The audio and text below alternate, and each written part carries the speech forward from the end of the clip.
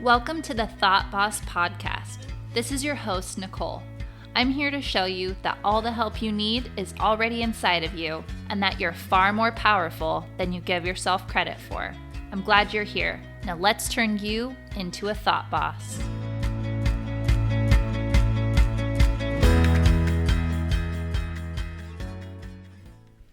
Episode 1, Thoughts Create Feelings.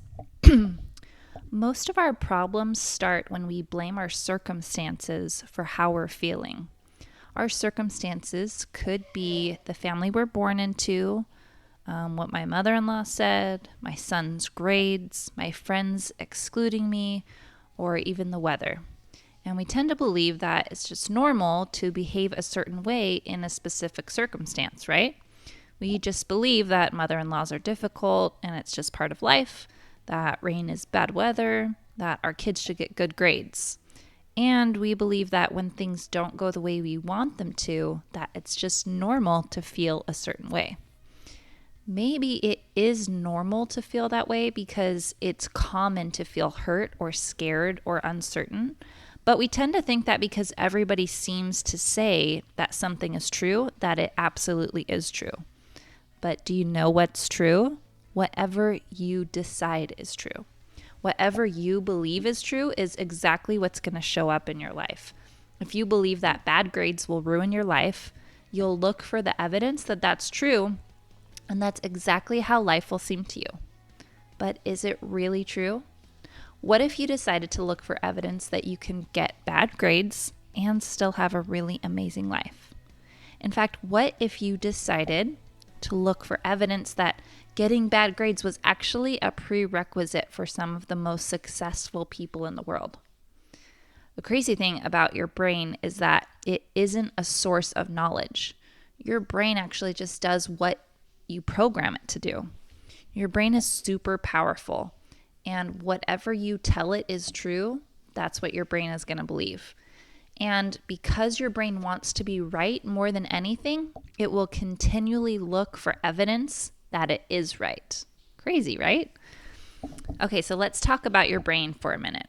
Oh, I love talking about brains. They are so much more powerful than we give them credit for. Here's something super helpful to know about your brain. It has 2 parts, and a big part of your brain is all about survival, which is actually great news for you and me because your instincts are what's keeping you alive. It's the part of your brain that feels fear and takes caution and looks for dangers, right? Unfortunately, that also means that your lower brain, much like a computer, is always running a program. It's the oldest software in existence, and it's called something is wrong. Your brain is constantly looking for things that are threatening to its 3 main motives. So there's 3 things that your brain always wants to do. First, it wants to seek pleasure. Think of yourself as like a caveman living in the wilderness, trying to stay safe, stay alive, and find food. So if your brain wants to seek pleasure, pleasure means food and comfort, right? It means that you're going to stay alive. So seeking pleasure is one of its main jobs. Second, your brain wants to avoid pain. Pretty self-explanatory, right? If you're a caveman, you're trying to avoid getting burned by the fire, trying not to get bit by poisonous spiders, etc., because, again, you might die. Like I told you, your brain is really good at keeping you alive. It's just a program we are designed with, and that's exactly what our brains run all the time, which is that pain equals bad. Avoid pain. So third, your brain wants to conserve energy. Once again, as that caveman, if you're using too much energy, you could die. You need to save energy because you don't know where your next meal is coming from, and you need food to stay alive. Like I said, these are great instincts to have. Yep, we all want to stay alive, so hey, good job, brain. Oh wait, one problem. You're not a caveman. You aren't constantly running or hiding from wild animals. You have plenty of food to eat, and you've got shelter and all the basics pretty much covered. While that may be the case, your brain is still running the same software to keep you alive.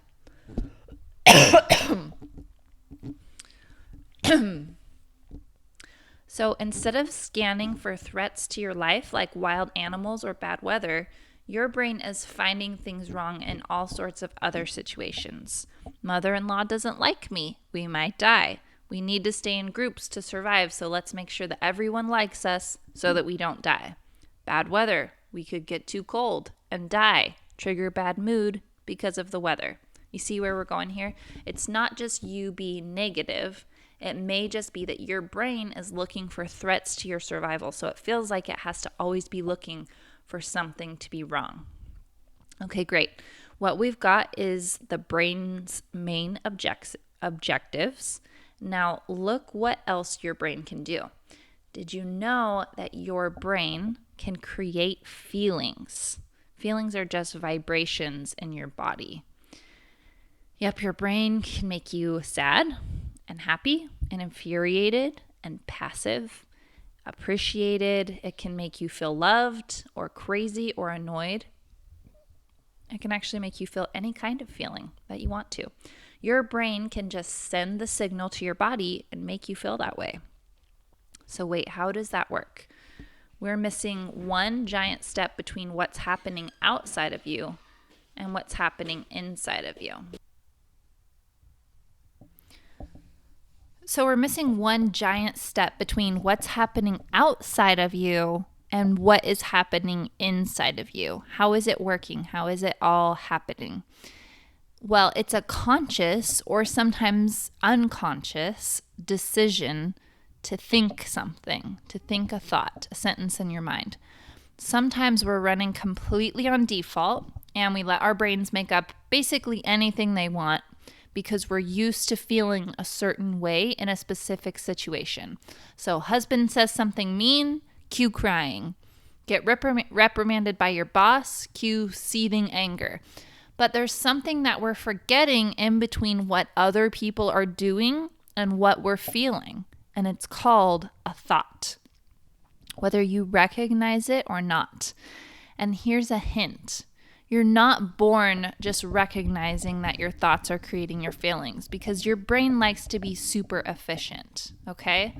So regardless, your brain is processing situations and then thinking a thought, and that thought, not the situation, is making you feel the way that you're feeling. Crazy, right? For instance, husband says, "Have you always had that mole on the back of your neck?" And your brain says, "I thought he loved me exactly the way I am." And that thought sends a cue to your body to feel offended, right? You don't get offended because your husband asks you, "Have you always had that mole on the back of your neck?" You get offended because of the thought you're thinking when he says that. Because you don't have to choose that thought, right? There's other thoughts that you could choose. So another, for instance, is a kid comes home from school with bad grades and your brain thinks, "Oh, I thought we were doing so well. Where did I go wrong?" And your body feels shame. Or your brain thinks, "Oh, now he's never going to get into that Ivy League college and he's never going to make enough money." Your body feels fear. Because we have so many thoughts all day long, something like 60,000 at least, that's on the minimum, it's absolutely impossible to monitor every thought that goes through our brain. And that's not what we're trying to do here. We'll talk about what to do about it in another episode, but for now, let's just try to wrap our heads around the fact that every feeling we are feeling, or rather every emotion we are feeling, is created by a thought in our brain. We can't always anticipate how a thought is going to make us feel, but we can trace our feelings back to our thoughts. Sometimes it takes a little bit of sifting because there's a lot of thoughts and a lot of feelings. Are you getting it? Or let's do some more examples, like the really hard ones, the ones where you're probably saying in your mind, "Yeah, okay, but what about this?" Okay, so example, your grandfather dies. And right now you might be jumping right to grief, right? Like, oh, someone's grandpa dies, they're instantly going to feel grief. But there are a whole slew of thoughts creating all sorts of complex emotions. So you might be thinking something like, "I'm never going to see him again. I wish I could have had more time with him. Things just won't be the same without him." Or, "I never really got to know him as an adult." Your brain is just designed to think. And especially if you're a woman, you never stop thinking. You never stop having all those sentences in your brain. Sometimes you feel like you probably need a little bit of a break from all the chatter in your head, right? Okay, so you're thinking all those thoughts, and each thought could make you feel something different.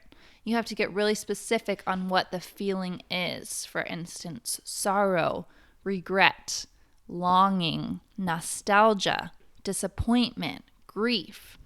Because you're thinking so many different thoughts, you're feeling a lot of different things. Or sometimes as a defense mechanism, our brains, to keep them from feeling super uncomfortable, will kind of shut down. You'll be unable to come up with words, and you'll feel a little bit numb maybe. So slowly those thoughts will start spilling over, but at first you might be in shock, right? Okay, another example. Let's see, how about snow in May? I keep seeing pictures on Instagram of people having snow in May. And you know what my brain keeps thinking? Oh, I love California. Thank goodness we don't have snow. And those thoughts are creating a feeling inside of me, something like relief or gratitude. But if you're one of those people who has snow, you could be feeling totally angry or frustrated or depressed. And all those emotions would be coming from your thoughts. If you're feeling angry, it might be coming from a thought like, are you kidding me? This is supposed to be spring.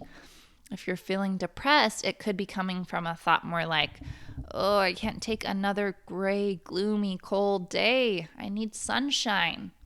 So do you see how your thoughts about any situation are what is causing you to feel whatever you're feeling? Okay, so it may sound really simple and stupid, and it's way easier to pinpoint in other people. But when you're in it and your brain is like, no, our thoughts are true and this is the circumstance, it is really hard to see how you are creating your own feelings by thinking the thoughts you're thinking. Okay, so one more thing about thoughts creating feelings. You know what this means, right? It means thoughts and feelings also have a reverse correlation. If you really don't want to be feeling something right now, you actually don't have to. If you're stuck in a feeling, it's because you're stuck on a thought. It's probably one main thought surrounded by innumerable supporting thoughts, because once your brain latches onto a thought and believes that it's true, it keeps thinking more thoughts that prove that thought right. And before you know it, you've completely convinced yourself of something. Your brain really, really does not like to be wrong. We feel like we need some sense of what is reality because that's what keeps things from falling apart, right? So if you're wrong about something, you could be wrong about anything, and then your whole world falls apart. Okay, sorry, that was a little tangent. I'm back. If we have a feeling or thought that is holding us back and that we don't want to be thinking anymore, we have total control to change that thought. It doesn't mean that we should just go and change the thought, because we can, but we get to decide if a thought is useful to us or not. We decide if that feeling and thought combo is serving us, and if that's how we want to show up, and if we're getting the results we want to get. Okay, this is just the beginning. Hang in there, and next time we're talking about how to feel your feelings, and after that we'll look at how our feelings drive our actions and results, and it's going to be so great. So I'll see you there.